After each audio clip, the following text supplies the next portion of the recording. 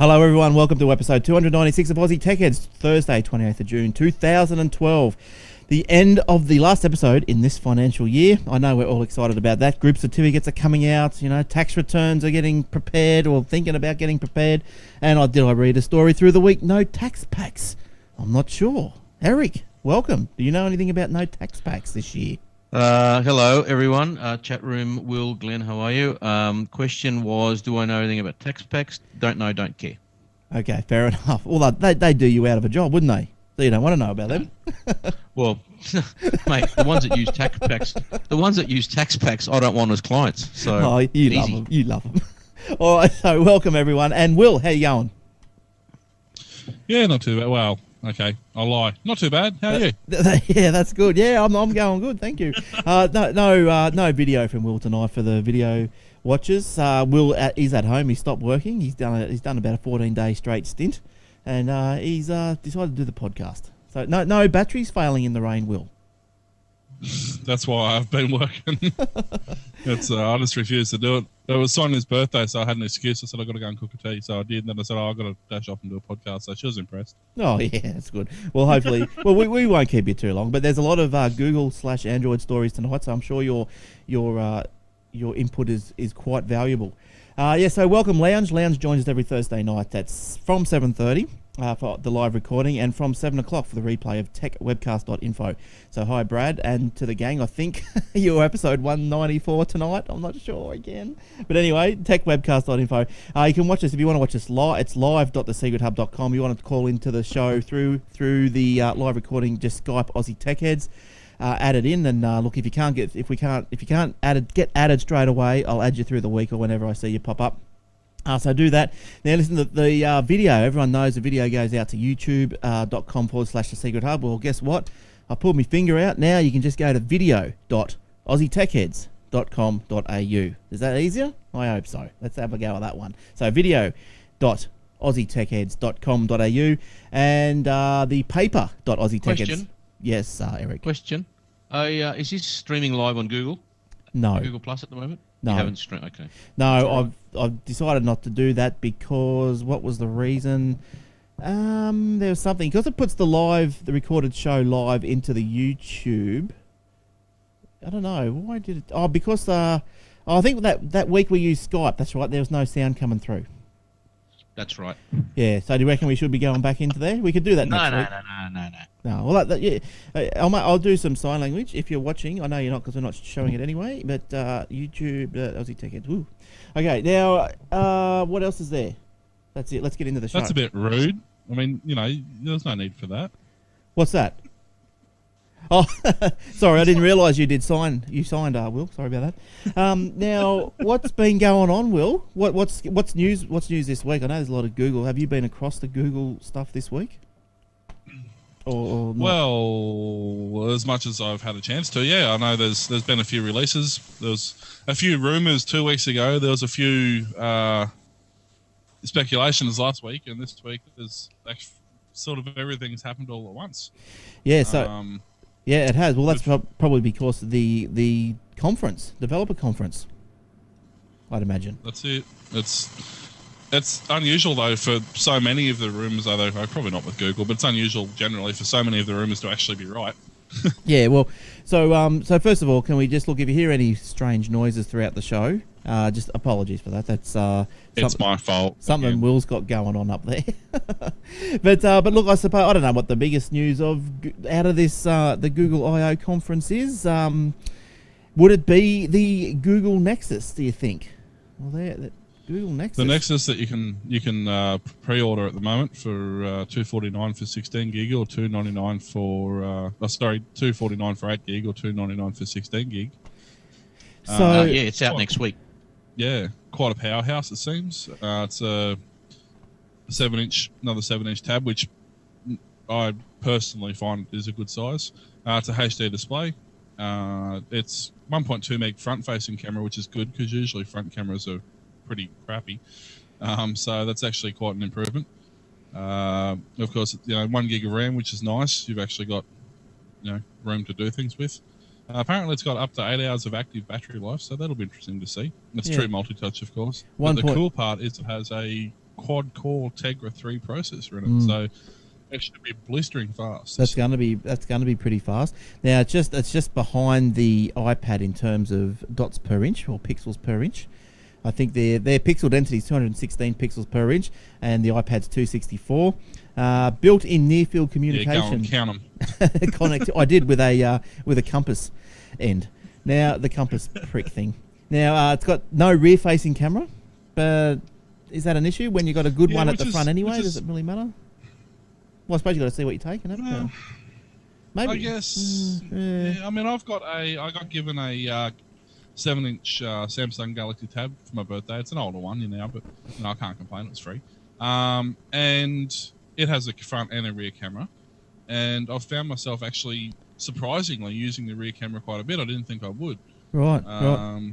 So yeah, but then again, you can use Bluetooth cameras. You can use USB cameras to some degree as well. So there are options, I guess. No removable storage. So there's no SD. Slot in there, so that's a shame. But it comes. It's manufactured by Asus, so that's a well-known brand there. It will be the first device to run the new Google Android Jelly Bean. So the Jelly Bean Platform 4.1 is a minor upgrade from the ice cream sandwich, just a bit of a smoothing over there. The main feature of the Jelly Bean is what Google calls Project Butter, which centers around making the software smoother, faster, and fluid. The company claims using Jelly Bean feels a lot smoother than previous versions of the platform. Triple buffering graphics. Ooh, yeah, for a higher frame rate. Yep. Offline voice typing, enhanced notifications that show more details, and widgets that automatically resize are other new features. So, yeah, I don't know. But as you said the price points just before. But once again, we're getting stung about extra $50 dearer over here than in the US. And why not? Yep. The thing is, they know they can, and we're going to pay it because they're still going to sell. So, having said that, for the price, I mean, it's certainly an acceptable price for what it is. I don't understand why they increase the price in such a small market. Like, what wouldn't it be the other way around? I think part of the problem is but I think part of the problem is we're classed as Asia Pacific, so as a rule, we're on the same pricing structure that they use. Yeah. Okay. So if you want to buy one, you can. I bet you it's cheaper in Singapore. Yeah, right. Yeah, I don't know. I bet you it's cheaper in Hong Kong. Yeah, you're probably true. It's just us. We're just Gumbies. But the Google, it's available to pre-order right now through the Google Play Store. And what is it? July delivery, I think I read. So next week. Yeah, right. So that's all right. That's all right. If you want a little about a week and a bit, it'll be out.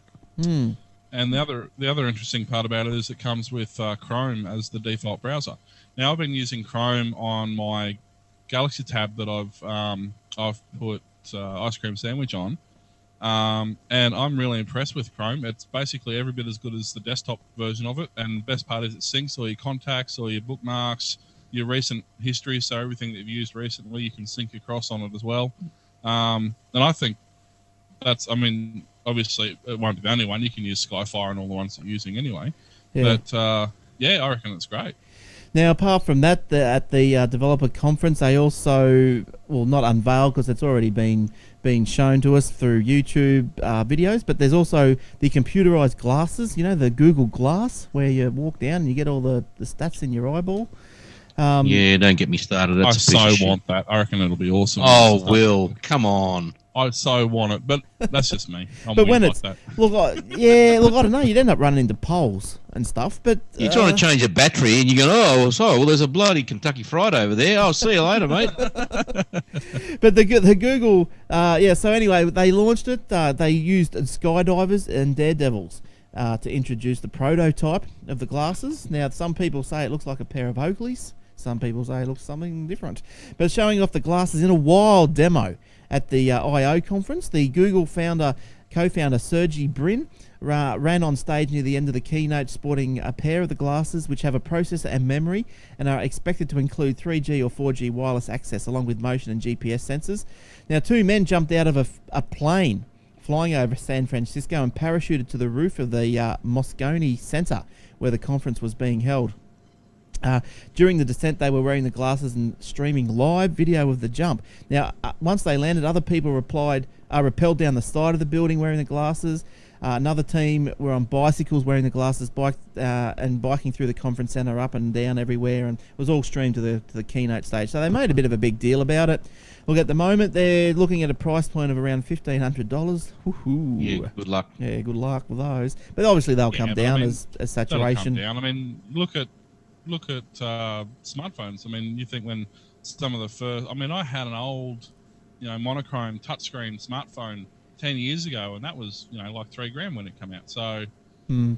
So these glasses... It's all relative. Yeah, so they've been announced. They've been announced to the developers, and they can pre-order them for $1,500. Won't be available till 2013. However, the demo... I can wait. Yeah, look, it's not something I'm going to rush out and buy, obviously, $1,500. But the demo, however, did not show anyone looking up information via their glasses or using the display screen. They also were not used to make a video or a phone call or video call. So early stages yet. Yeah, early stages yet. I mean, it's kind of a combination of there's some cameras out there at the moment that have, some glasses out there at the moment that have cameras in them. There's some out there that do MP3 and Bluetooth playback through your phone. And there is also that, I can't think what the name of off the top of my head, but there's those glasses you wear that have a Bluetooth connected camera to your phone that records everything. So it's going to be kind of a combination of all that, I think. Yeah. You know the only thing that's going to increase because of this? Brain tumours. Traffic accidents. Yeah, I was going to say traffic accidents. Brain tumours.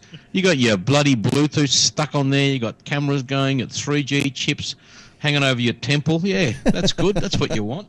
Well, let's just skip all that and implant it straight into our head. We'll save all that then. Well, exactly. Then you can just get the tumour sorted straight out. That's right. Yeah, just remove the brains of the users, because fair chance they're not going to be using it much anyway. Well, the only people that would buy it wouldn't have any brains anyway, Will, so mission accomplished. So that's why I want one. See, it's perfect. Now, another thing that was announced, and this is another direct competition to Apple, I would imagine. It's the Nexus Q. Now, it's a little sphere. There it is, a little a spheroid. Now, also announced at the developers conference, it will stream movies and music from the cloud, and will compete directly with Apple TV. The spherical device can stream movies purchased from the Google Play Store or from YouTube to high-definition TVs. Users will be able to stream music purchased from Google Play Store directly to the stereo systems, as we all know, the Apple TV, which I'm so in love with. Now, users can choose a song from the Google Play Music application from a phone or tablet, play it instantly on the Nexus Q. Similarly, a tablet or smartphone can be used to browse blah blah blah. You know how it all works. Google also pointed out the social streaming feature of the device, where guests at a party with Android phones or tablets can share music from their collection for playback. So that's pretty good. It's a diameter of 116 millimeters, weighs 923 grams. It has Android 4 ice cream sandwich, runs on a dual core OMAP 4460 processor from Texas Instruments. Yep, they are still going. Its wireless connectivity features include Wi-Fi, Bluetooth, and NFC. The device has micro HDMI and Ethernet ports. Now, the little sphere kind of costs you around US $299 and can be ordered now. And once again, shipping in July. So they're coming. These things are coming. I'll have one of them too. So far, I think I'm up to about $5,000 with all the new Google products. Yeah. You know what? I'd wait for a review on the user interface on these products before I get them, because Google don't have a good track record on making things easy to use. No, well, and I bet you any money that Nexus Cube is going to be a piece of pus. It's usually not so much Google that doesn't make them good to use. It's usually all the bloatware put on by other manufacturers you have that problem with. Oh yeah, but I've heard other stories too of Google. They just don't know how to, because they're engineers. Let's remember that they're not user interface. They're not Johnny Ive. That's for sure. Yeah. The only good thing about it is you can skin them and make them set them up however you want them. So even though they may not come with a perfect UI out of the box, you can certainly make them as close as you. Oh look, if you're into that sort of thing and you want to customize it for your specific needs, it'll work a treat. Now, too. but talking about just quickly, just maybe finishing off here on Google. But Sony offers Google TV in Australia, and apparently it's struck a deal, and it's going to offer also in the UK and probably other places around the world. But Sony said Google TV will provide Australians with an enhanced entertainment experience through apps and games from Google Play. That's getting a run in it, Google Play. A web browser using Google Chrome and a YouTube on TV experience. It would be available with the purchase of selected models of the Bravia range, TV range, and the offer would begin in the retail stores from today. So there you go. Go down to your JBs and Harvey Normans and get yourself a Bravia. All right. There's one more thing quickly too with Yes, Firefox 14 has been released for Android, and it's basically as bad as all the other Firefoxes, so don't worry about it. Okay, no worries. But I don't know why they've successfully. That's the only major release on Android that's actually got worse with every product release. I don't know if it's Firefox, yeah, that's pass. I don't know if it's actually got better on the PC either. I'm not a No, it fan. hasn't. It's slow and Yeah. it doesn't refresh, and it's rubbish. The only I 10 years ago it was great. Well, not even that. 5-6 years ago it was fantastic, and then it Firefox just sort of 1, 2, and 3 were probably the best. Yeah.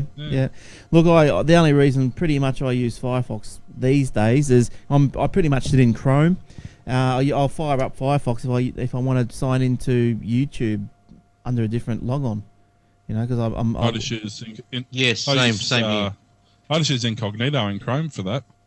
Oh yeah. The only thing I don't use Firefox. The only time I use Internet Explorer is to go to government websites. Right. Yes, correct. Or banks. Or banks. Or banks. Sorry, you're not using Internet 0.5, so get out of the 21st century if you want to log in. Now what?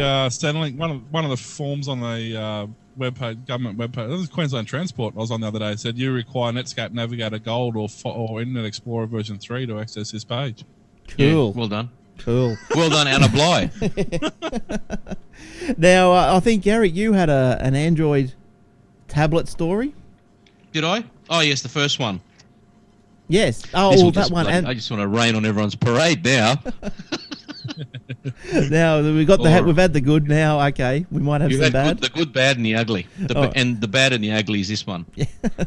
What's happened?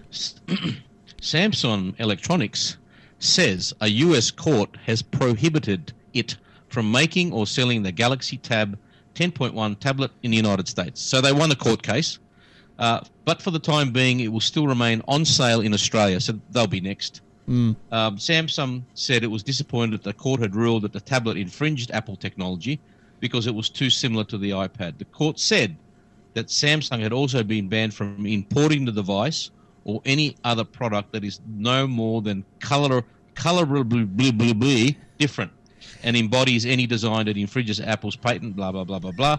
So, Is it really that similar? I think it is. It is, but it's a different thing. It's a different machine. No. I mean, they all look the the same, internals. you know. The internals might be different, but if something looks the same, then that's when they've stepped the line. I mean, But look, what do you have to do to I'm make not it, being you know? objective, obviously, because I hate Android products and I don't mind the occasional Apple product. But I'm just reading you the facts. So, but makes me wonder though that because court cases in England, Canada, United States, any other country that used to be ruled by England have a very similar legal system, the Westminster system. Therefore, any cases won in the United States, for example, hold a lot of weight in Australia. Yep. They're not enforceable in Australia. Yeah. But they set what to call it.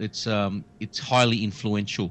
Yeah. Yeah. So if the court case is upcoming in Australia, there is a good chance that this sort of ban will roll out across all English or Westminster type nations. Well, the judges, when it comes to the Australian court case, judges have got a bit of a free ride, haven't they?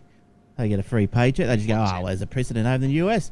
Let's go home. Oh no, they still have to discuss it. They wouldn't be doing their jobs if they discuss. They might decide that, it isn't relevant here for these reasons. They'd have to come up with reasons. They just can't brush it off. They can't just accept it either.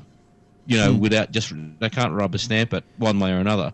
Yeah. They still have to discuss it and look at the merits of it based on our country. Even though it's an influential case, they still have to look at it and see if it is actually relevant. Yeah. Yeah, I suppose they would. Now, also, you've got another one there, the Kogan tablet. Now, the review. Yeah, so they're out. People have got them in their hot little hands. I was pretty close. Some people have had it. I was actually wondering if you bought one during the week. I was nearly, but another one came along. Because I was nearly going to buy one of these Kogans, and then a mate of mine said he was selling an Acer, Iconia for A500, and although it was a for the same price, so it was second hand, so I got it for a couple of $100, and I just thought, look, Acer, blah blah blah. All I wanted to do is just a couple of little simple things. And I'm pretty sure that he's been using it for a year or so, and he was sweet on with it. But the Kogan, how's it running so far? Well, it says here, it's the first budget Android ice cream sandwich tablet, but they make it very clear you get what you pay for.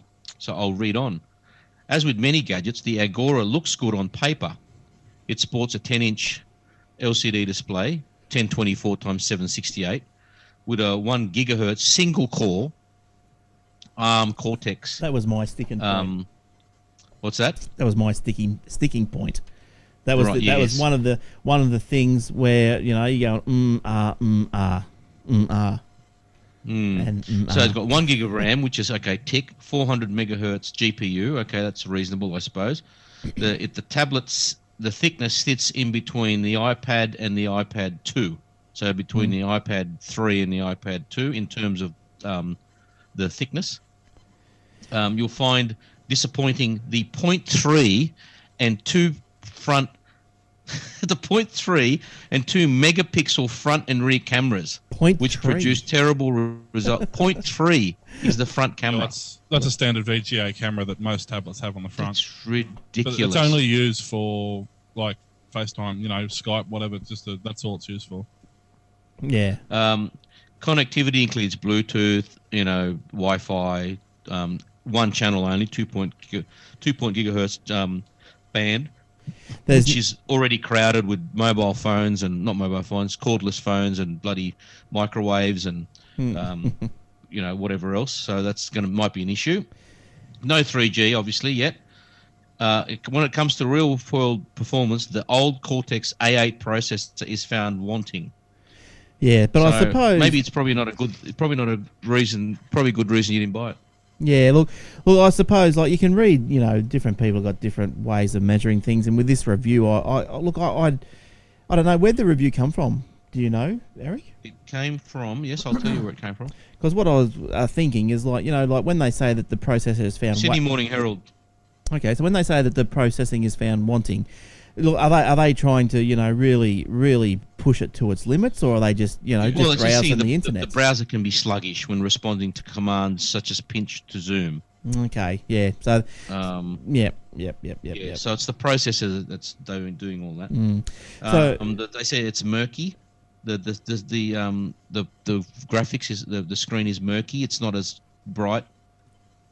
So therefore, toss up. Okay, so now that this week's been over and done with, the Google's announced their Nexus.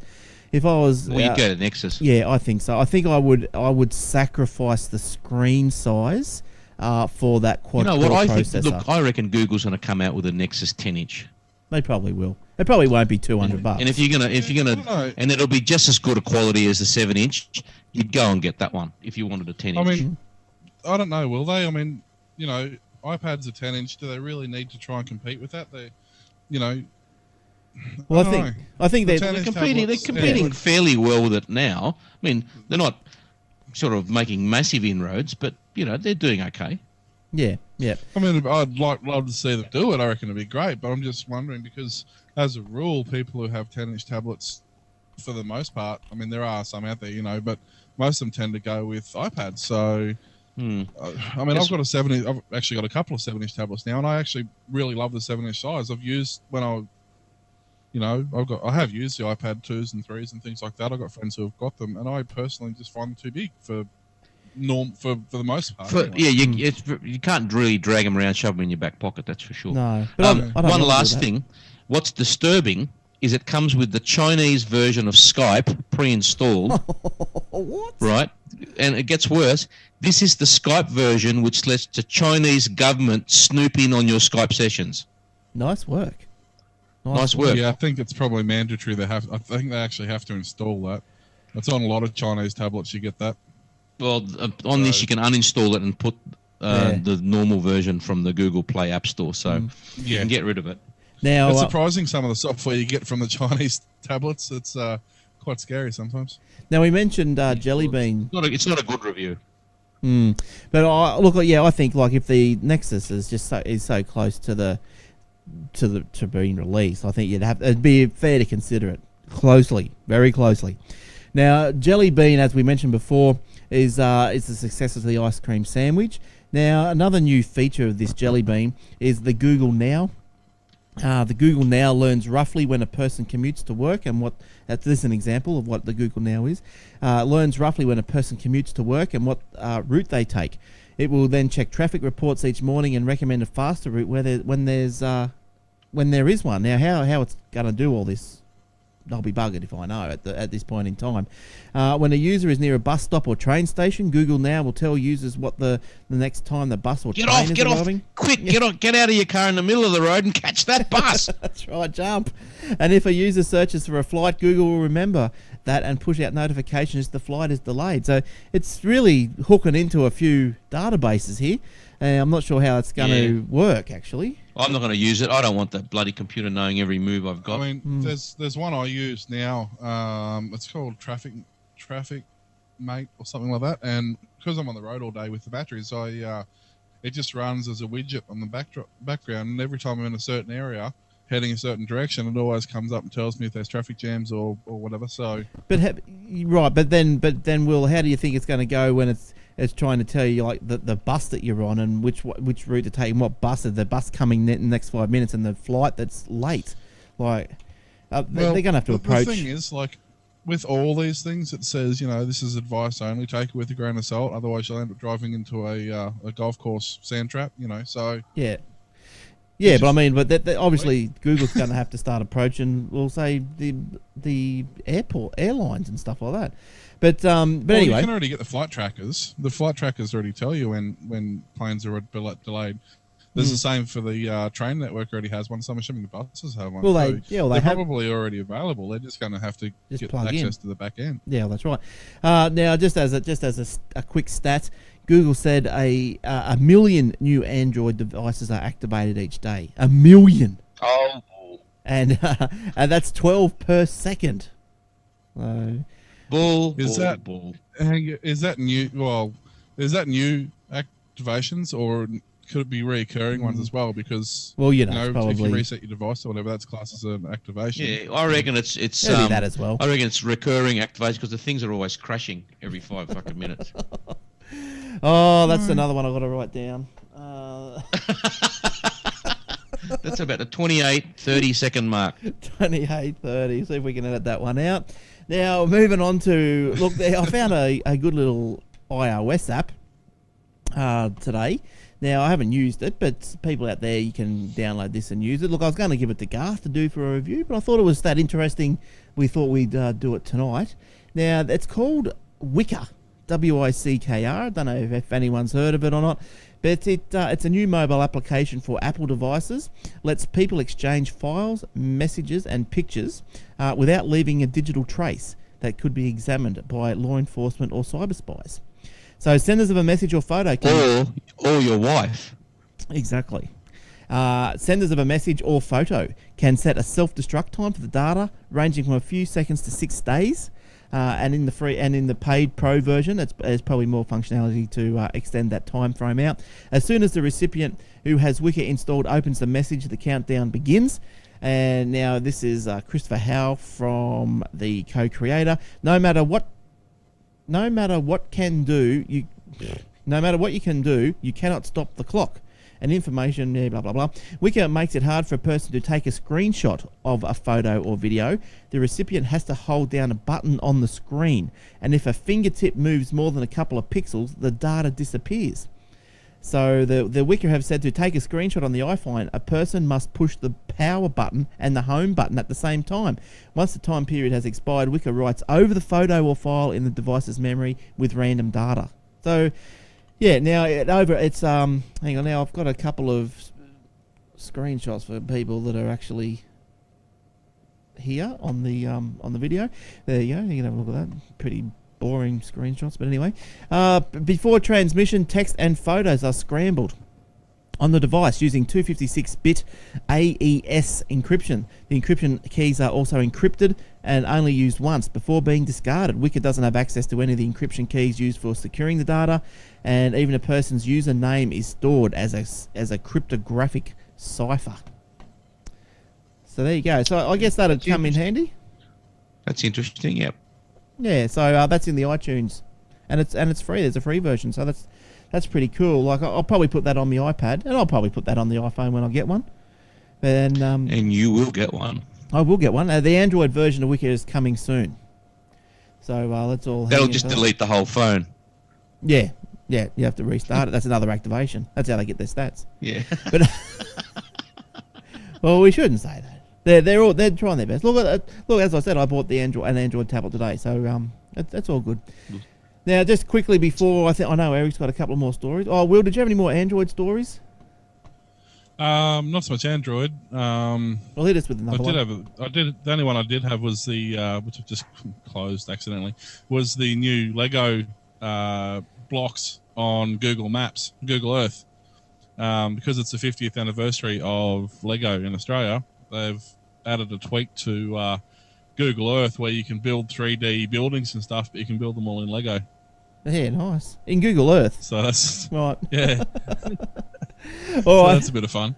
All right, now just a little quickie from me is price controls on Telstra are going to remain stable. This is for fixed phone lines. This is not really tech, I guess, but I just thought you'd like to know. The government renewed retail price controls on Telstra fixed line telephone services until June 2014.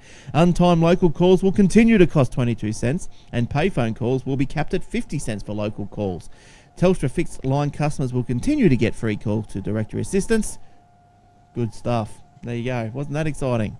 That's just worth tuning in for the show just for that story. I was just reading a story for this will affect the 11 Vodafone customers still out there. Apparently there was a outage for 2.5 hours. Oh, really? I'm shocked. I don't believe that. They're so efficient. What are you talking about? You know, part of their $500 million overhaul apparently had nothing to do with the one router that failed and brought down the entire Vodafone network Australia wide. One router. Yeah, they were probably using a freaking Netgear. It could have been. Probably. I couldn't believe that. Yeah, 2.5 hours was for one router fail. Now, that's just atrocious. Do they not have backups? What's their $500 million not include a backup router? Of course not, William. No William, way. That would be common sense. Now, That would be planning for redundancy. They don't do that. But I mean, I guess, when you've got 12 customers, yeah, you're not really worried too much, are you? Now, we all know Greece is feeling the pinch, but how about this for a pinch? Bit. Early in the morning, Wednesday of June 27th, the Microsoft building in Greece, in Athens, was attacked by assailants who drove a van through the entrance to the building, ushered 2 security personnel out of the building, and then set fire on the van. The stolen van was... Didn't want to pay their license fee. The stolen van was packed with gas canisters, and other cans of flammable materials. No one was injured. The attack occurred at around 4 a.m. So there you go. Good stuff. Eric, did you have another little story? Or did you... I do have... Well, do you want to go to Garth now? All right. Well, we're going to go to Gus because he's got a little iPhone app, thingy bopper doover. Now, when I find it, he's around here somewhere. There he is. And okay, Garth, what's going on? Hi, Glenn and Garth here with you once again, and another iOS app for your consumption. Garth, welcome. What have you got this week? G'day, Glenn. How are you? Tonight Good. we're looking at Audible. Now, we all know and love Audible. I'm sure you've all gone and signed up, got your free book, and kept on going, haven't you? Yeah, I hope so, yes, because as you know, you can sign up and get a free book from aussietechheads.com.au. Absolutely. And you get a free book. And Yours when to you keep. do, Yes. that first book, download it to your iPhone or your iPad with the Audible app. Nice work. So, pretty much, it's pretty self-explanatory, really. It's an app to listen to audiobooks through Audible. Beautiful. Yeah, it just, well, like all Apple stuff, hey, it just works. It does work. Now, Audible, they're MP3, they're various formats, but obviously most people probably be downloading the MP3. It's not so much. Yeah, I think they're all probably MP3 pretty much, but it downloads in whatever format you want it to. In terms of, it's more the quality. So how high a bit rate you get. So this free app, and it's a free app. Yep. May we just mention that? Yeah. Yes, but it is the most comprehensive audiobook experience ever, including Wi-Fi delivery of your Audible.com library, Woohoo. An optimized audiobook player, detailed listening stats, and more. Yeah, Yes. they make a bit of a game out of it.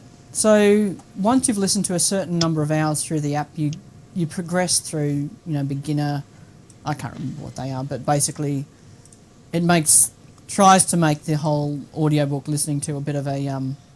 They've tried to gamify it a bit, really. Right. But that doesn't get in the way of the fact that it's just an easy, great way to listen to audiobooks. You've got your normal speed controls, sleep timers, all that sort of stuff that you'd expect with an audiobook player. So you've heard us banging on for quite some time about the Audible, and now that you've got them all downloaded and you've all joined up through the website, you can now listen to them on your iDevice. You might as well. You might as well. Now, other interesting features would be chapter navigation, bookmarking. Oh, hallelujah. And the problems I've been having with bookmarking, I've been trying to use Winamp on my Android. But anyway, wireless transfer of your books, as we said. Browse and discover over 100,000 titles. Wow. Hey, there's probably an official Audible app for your old piece of Android. There probably is. Multitasking for background audio playback. Yep. Earn badges and check your personal listening habits. There you go. Get There you inside go. information about author events and more. Connect to Facebook and Twitter. So once again, for all of you who feel it necessary to announce to the world the fact that you're listening to Game of Thrones, in my case. But there you go. Apparently, I'm one of those people who feels necessary to tell the world what they're listening to. But It's good. It's short and long of it is it's the perfect app. If you're a subscriber to Audible, there's no reason not to have the app. It does it all beautifully. Now tell me, just before we go, Garth, why would you use this app instead of just the iTunes? Why would you? Yes. Better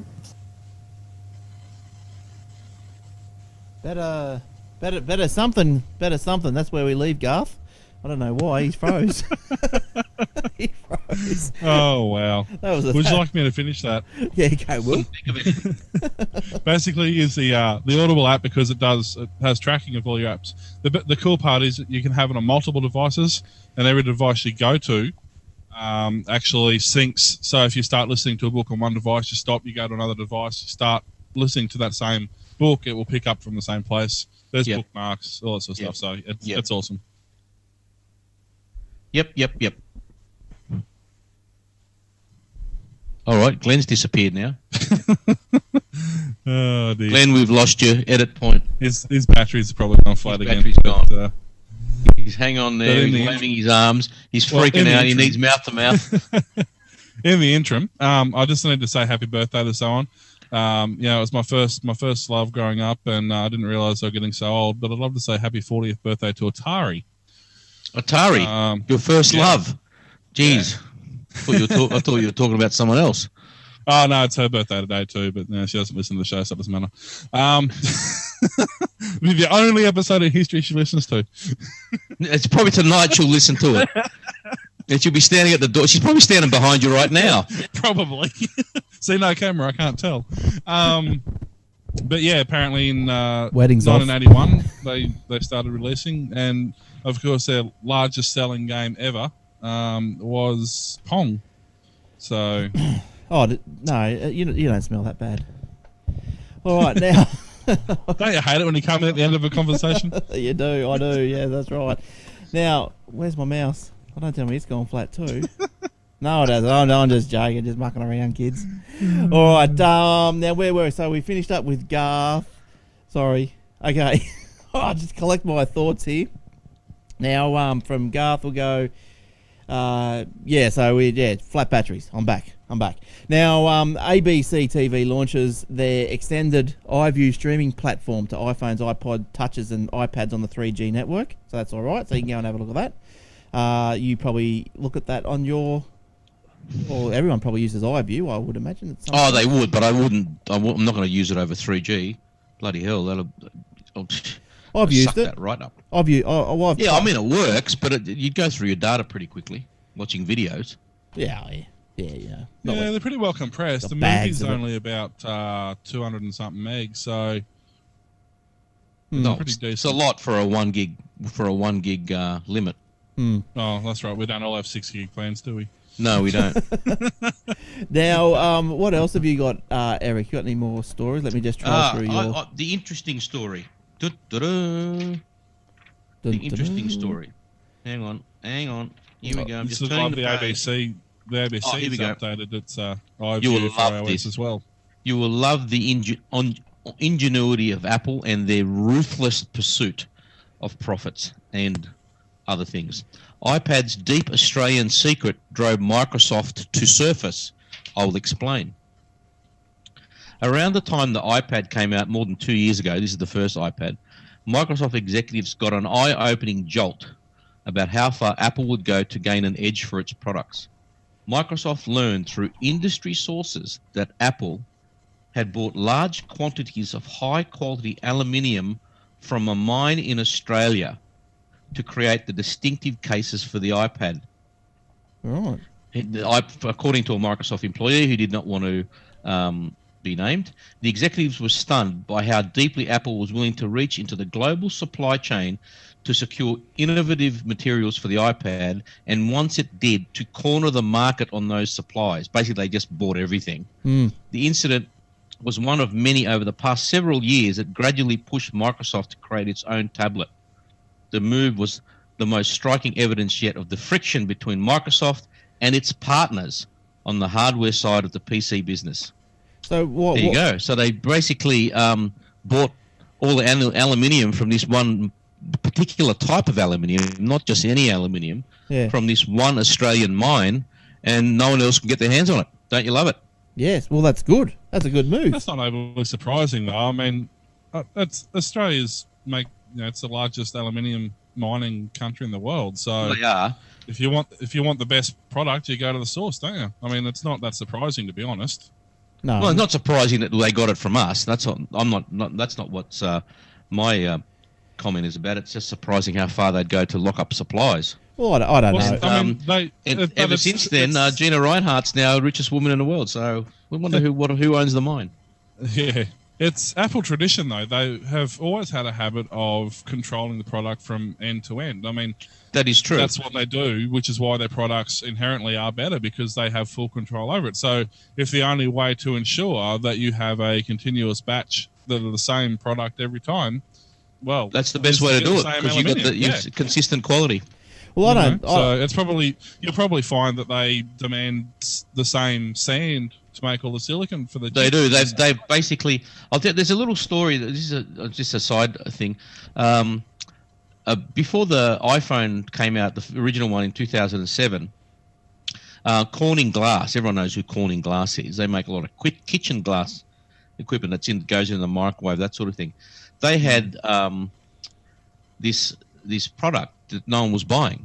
It was called Gorilla Glass. Well, we all know what that is now. Yeah. And they were going to shut it down. And somehow someone at Corning knew someone at Apple and said, "Oh, look, why don't you have a look at this? We're about to shut down the division because we've developed this Gorilla Glass and this is what it does, etc., etc., etc. But we don't know what to do with it." Apple said, "Keep making it. We will buy everything that you produce." And that's the glass that they use for all the iPhones and all the iPads ever since. And since then, that Corning Gorilla Glass division has made squillions and squillions and squillions, and they were going to shut it down until Apple came along and said, no, we'll use that and we'll tie up the whole market. Yeah, well, I can't see that, because as just going back to the story there, is when you said the story went on about how Microsoft executives got an eye-opening jolt. But, I think that's just good on Apple. They've identified. It is. Yeah, identified absolutely a material or a product that they want to build their stuff with, why not try and get as much of it as you can? And if Well, not, you know, No, look, any business who was as forward-thinking as Apple would have done the same thing. that's right. Yeah, that's right. Yeah. A few of them have. Yes, exactly. You look. There's been a few that have done that. They've controlled the process, and for the most part, they're a very successful business. Well, look going at back quickly Intel. to what you're saying. Intel have been doing it for 50 years. They basically control the whole silicon market. Pretty much. Well, they did. Not They so much did now. until AMD took them to court. Yeah. But, like you're saying, what I find, just quickly on that Gorilla Glass, I find it funny that most people I know have an iPhone have a cracked screen that's got the Gorilla Glass on it. I'd hate to see how bad those screens are if it didn't, My Android's come off this is it. bars, it's stuck Yeah. that's been slid down things and it's never broken. So the downside to having an aluminium case. All right. I think, though, with that glass on the iPhone, and I've dropped my iPhones, I think a lot of it depends on which angle it falls, because I've dropped my iPhone on, a few times, and not a scratch doesn't break. And on other times, it just falls, 30 centimetres of the floor and the whole thing's smashed. Yeah. Yeah, So I think it depends on the angle. The very first iPhone, when it came out, I went to an Apple store and had a play with it, and I dropped it and it smashed. Oh, Do you run out? See you later. That's your problem. Bye. I think I was out of the store before it hit the ground. We'll just keep on with the mobiles here. Telstra has ceased tracking web traffic from its mobile subscribers after admitting to hosting the stored data overseas. So after first calling the monitoring a normal network operation, Telstra yesterday admitted to monitoring web traffic of NextG subscribers as part of a database it's building. Now, Yeah, that's not right. these addresses are compared to a blacklist of criminal sites curated by the Canadian web filtering company NetSweeper, with IP address tracking leading to a Rackspace facility in Chicago. I don't know how people find all this stuff out. But the database would be used as a foundation of an as yet unreleased web filtering product dubbed at the moment Smart Controls. Now, users who use Smart Controls would pay $2.95 per month for the ability to restrict internet access on mobiles associated with the account based on specific URLs and content categories. Surely they could just, make up some other sort of a app or bit of software or function of the software that just, you punch in the addresses that you want to allow or the domain extensions that you want to allow. But anyway, that's the go. The feature would be available to newer Telstra customers, or only available to newer Telstra customers, those on its Siebel-based billing system. How many billing systems has this Telstra got, fair dinkum? None of them work. None of them. They don't, do they? It would also. I hate how that billing system, just quietly, has to re-credit you back before it re-debits you if you're going to change some sort of plan. Oh, it's ridiculous. Yeah, I don't like it. Telstra billing system is ridiculous. They've got you change plan, but they cancel the plan. Yeah. And then start you on a new one, and then you're always out of pocket. Yeah. Yeah. Well, that's how. The only upside is you're supposed to get charged $4 a month for paper bills, but because my online account refuses to work, doesn't matter how many times they reset it, I get my paper bills for free, which is great because they send me 3 trees. Yeah. But don't they turn off? Like, they don't have to list all the numbers that you call. They turn that off. They do. They list everything. They list when where, when, and where from. Every single packet of data that gets transmitted, they list absolutely everything. And literally, like a normal bill for us is about, 60 pages. Holy shit! What? I don't get it. I don't get that. Every single thing is, it's literally, it would be about 50 to 60 pages. It's about 2 inches thick. It's huge. Crazy. Because that is crazy. And all because they can't get my online billing to work. I can't log into my account online. Maybe you're not using Internet Explorer. That was the first thing I tried, actually. Now Google, maybe if they dig your old Netscape copy out.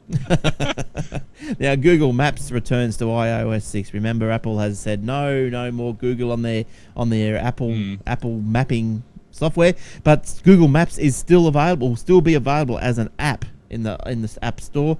The confirmation came from Google executive Jeff Huber, who wrote in a Google Plus post, "We look forward to providing amazing Google Maps experience on iOS." There you go. I knew they wouldn't get rid of that. And Well, you know what? I prefer the Google Maps because I'm running iOS 6 now, and I'm sure Apple will improve their maps, but at the moment it's pretty shit. yeah, they'll improve. They'll improve. So, new Apple store in Sydney. Eric, Apple announced today the Broadway store will officially open on June 30 at 10 a.m. Yeah, I won't be there. No, you know, it will be located inside the Broadway shopping centre.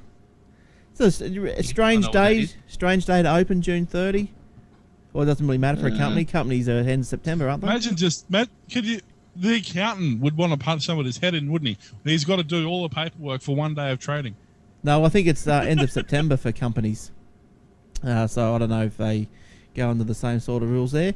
But and what else have we got here? I've got a couple more, not too many. I was just quickly reading a story on. We're talking about RIM and BlackBerry, how BlackBerry, is slowly going down the toilet. And there's a. They're at the S-Bends, mate. Yeah, pretty much. They're at the corner of the street. Brian Baer, who's a analyst. I'll get it right in a minute.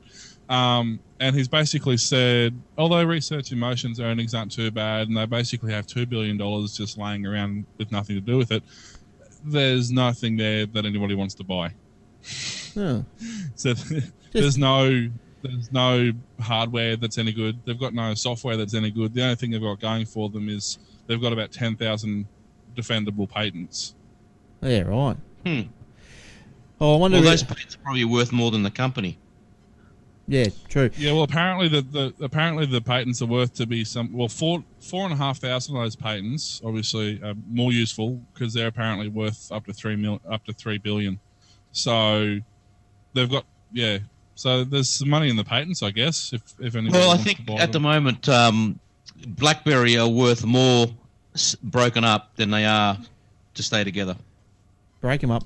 Well, that's the other thing. They're talking about splitting up into different departments now. They're going to have a hardware department, a software department. They're going to that won't do anything because they've got no innovation. They're all dumbasses who don't know what they're doing. That just means there's going to be two companies that go broke instead of one. Well, you know how we're saying that nobody buys them anymore? Well, one of the sales managers who works for us bought one the other day. Bought a brand new one. You're kidding He'll me. be taking it back next week. And it was completely impossible to back up and restore his information off his old one to his new one because they don't talk to each other. That is so stupid. Yeah, they need an uppercut. Now there's exploding batteries in the air again. Samsung Galaxy 3. Yeah, I heard about this. Yeah, Eric, did you have any more info with those? Dude? No, I'm done. Well, it's from your notes. Samsung. Oh, is it? Samsung launched its latest Galaxy S. That. Dublin-based, blah blah blah. Where is it? There have been other reports of Samsung smartphones overheating. In March, a Korean schoolboy reported that a spare battery for his S3 exploded in his back pocket. A spare battery exploded. Ooh. Yeah. Ooh. Yeah, ouch. because I'd love to read the fine print on these because that spare battery wasn't a Samsung battery; it was an eBay one. And the car mount that the guy was using when his phone exploded wasn't a Samsung one; it was an eBay one. So There you go. Yes, eBay. I mean, Don't buy from eBay. all my mounts, brackets, accessories, batteries, they're all off eBay.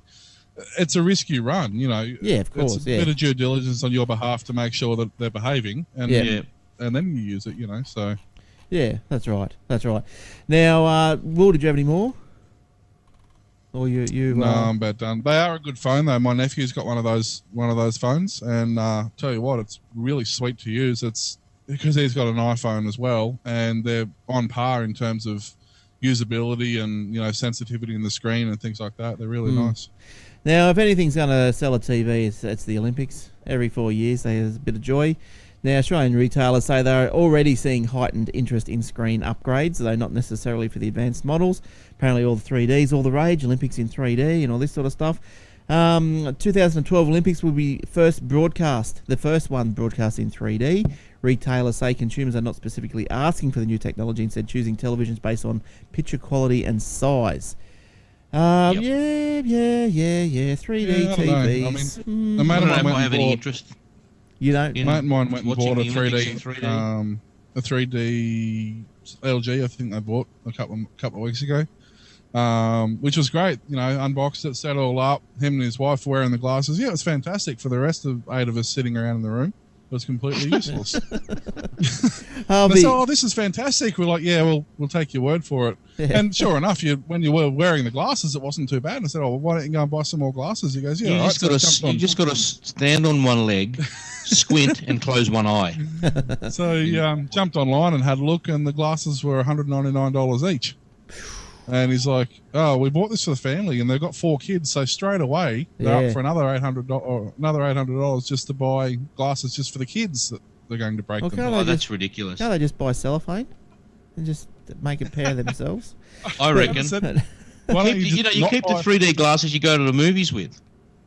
There you go. No, they're different because on the TVs they're active, not passive. So Yeah. Yeah. Well, Harvey Norman, Technology and Entertainment General Manager Ben McIntosh says 2012 could prove to be a bigger year for TVs than thanks to the Olympics. So Olympics are always although good. speaking of all this modern 3D technology and how everything we're going to go to the drive-in on the weekend. Oh, woohoo! At Beanley. And you can Oh, either well. use the good old mono aluminium speaker that you mount on your window, or for remember the that. people who are really up there and want the latest and greatest in modern technology, you can tune in to AM and listen to your car radio. Geez, no, in AM. Yeah, You're joking me, AM. So you're going to watch, I don't know, the Avengers in stereo, but on AM. that's well, it's- Bring right. your roller Right. skates with you and order yourself a hamburger and a hot dog. you got to load 14 mates into the boot. Will brings his own hot dog. Oh, dude, that's funny. Oh, look, I like to drive in, but I wish they'd upgrade their bloody technology. Yeah, what even to It's sort of Bluetooth? the whole. Geez, what's going on? Yeah. I suppose not many people. I But, don't know. nostalgic watching movies like that, isn't it? Oh no, they're packed every weekend. They do double features every weekend. They're always packed, and everybody still goes for the good old speaker Oh, box. look, who doesn't like a good monaural broadcast? Now, so No, if it's great, because if the bay next to you is empty, you can grab their speaker box as well. double so you can get monaural. through. That's true. Then you get stereo. No, it's double mono. It's not stereo. It's still double mono. It's much better. Yeah. There's been a lot of interest in really big screens over the past couple of weeks. We're talking about 60, 65 and 70-inch screens. I thought there was a recession. Well, obviously not. Is that an Australian article? Yeah, because Harvey Norman was banging on about it. Oh wow. Yeah. Now, what's any more? Anyone got anything else? So there's a Nah. recession for there's only a recession for the lower class in Australia, it seems. Yeah, because I'm in recession. Oh, look, I might have one. Oh, Twitter shut That's your down. hairline.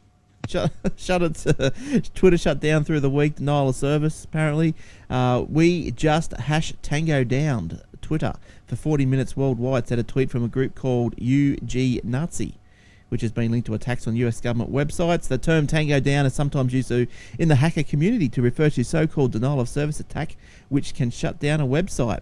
So Twitter smashed. And Kim, is it Kim.com? Is it Kimmy Yeah. or Kenny? Kim.com. Kim.com. No, Kim. Yep.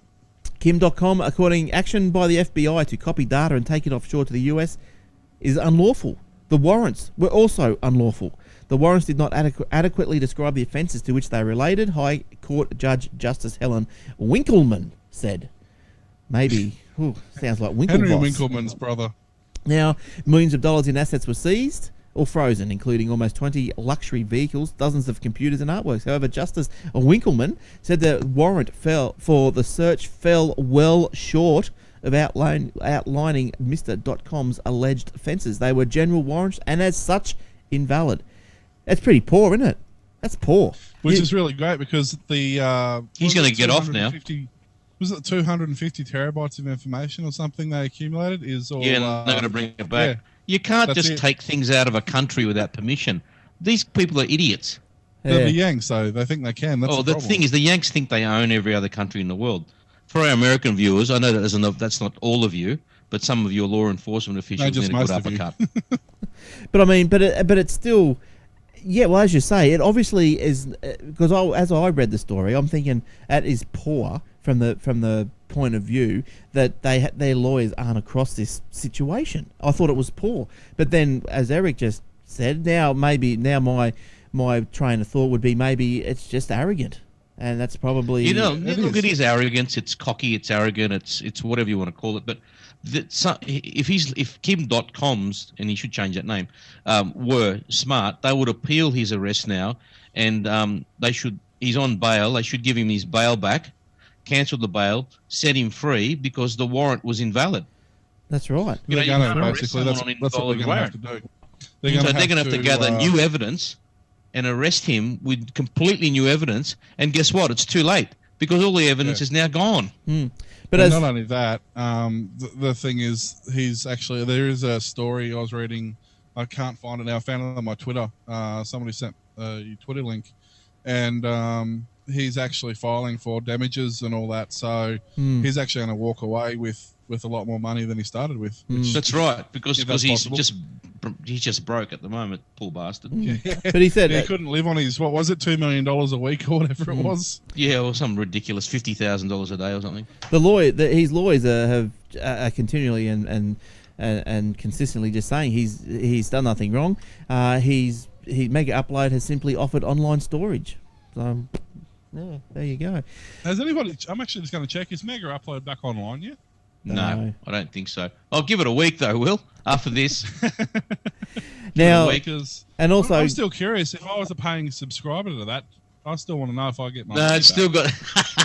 It's still got the domain. I just seizure. gone to megaupload.com. This domain name is associated with the website megaupload.com has been seized pursuant to the order issued by a U.S. district court.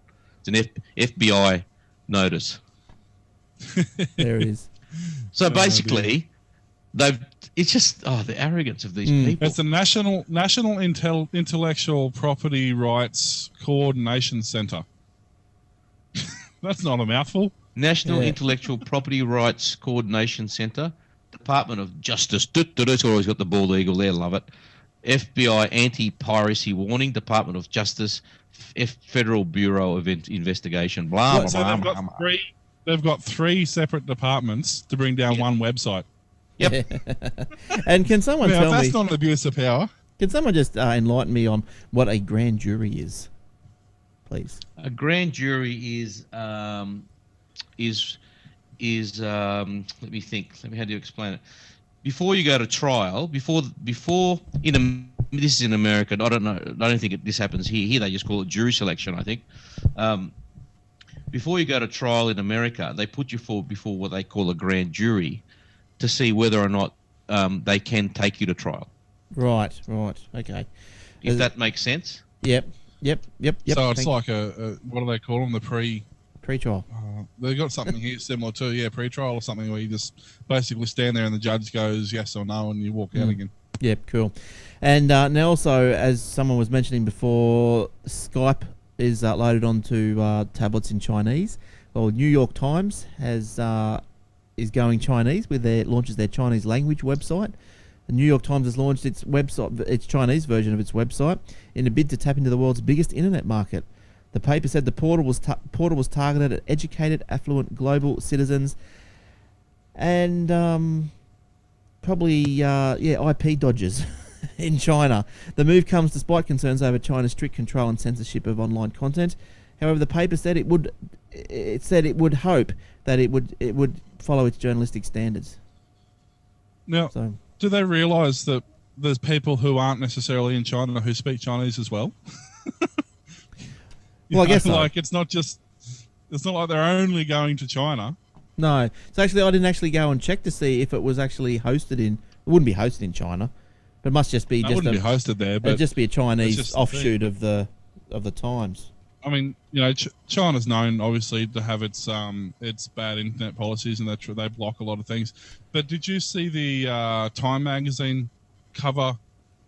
Was it Time magazine cover, or I think it was? Hang on, I'm gonna have to go back through my feed. Just hold that thought. Yeah, but basically, everywhere else in the world had one cover, and in the USA, they changed the cover completely. Yeah, right. What for?